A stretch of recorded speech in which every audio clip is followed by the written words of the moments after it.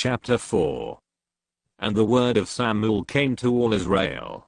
Now Israel went out against the Philistines to battle, and pitched beside Ebenezer, and the Philistines pitched in Aphek. And the Philistines put themselves in array against Israel, and when they joined battle, Israel was smitten before the Philistines, and they slew of the army in the field about 4,000 men. And when the people were come into the camp, the elders of Israel said, Wherefore hath the Lord smitten us today before the Philistines? Let us fetch the ark of the covenant of the Lord out of Shiloh unto us, that, when it cometh among us, it may save us out of the hand of our enemies. So the people sent to Shiloh, that they might bring from thence the ark of the covenant of the Lord of hosts, which dwelleth between the cherubims, and the two sons of Eli, Hophni and Phinehas, were there with the ark of the covenant of God. And when the ark of the covenant of the Lord came into the camp, all Israel shouted with a great shout, so that the earth rang again.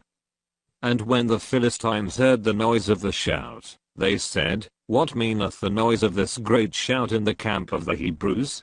And they understood that the ark of the Lord was come into the camp. And the Philistines were afraid, for they said, God is come into the camp.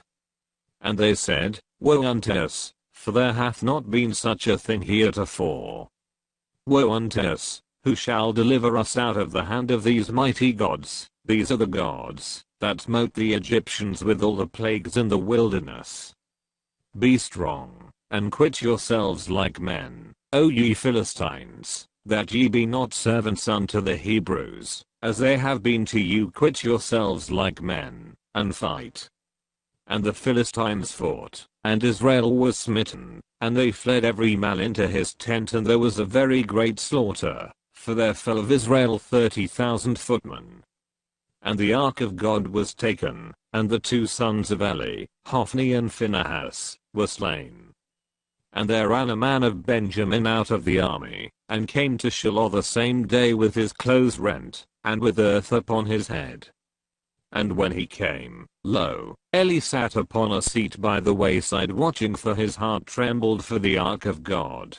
And when the man came into the city, and told it, all the city cried out.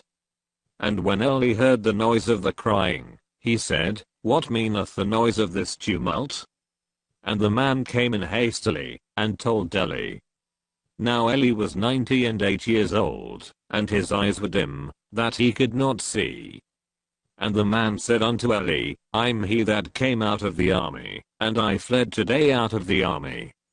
And he said, What is there done, my son? And the messenger answered and said, Israel is fled before the Philistines, and there hath been also a great slaughter among the people, and thy two sons also, Hophni and Phinehas, are dead, and the ark of God is taken.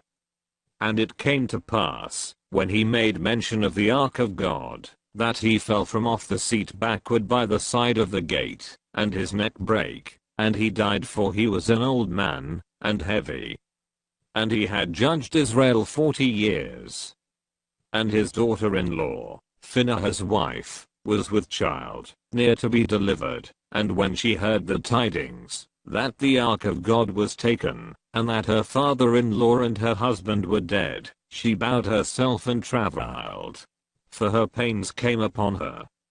And about the time of her death the women that stood by her said unto her, Fear not, for thou hast borne a son. But she answered not, neither did she regard it. And she named the child Ichabod, saying, The glory is departed from Israel, because the ark of God was taken, and because of her father-in-law and her husband.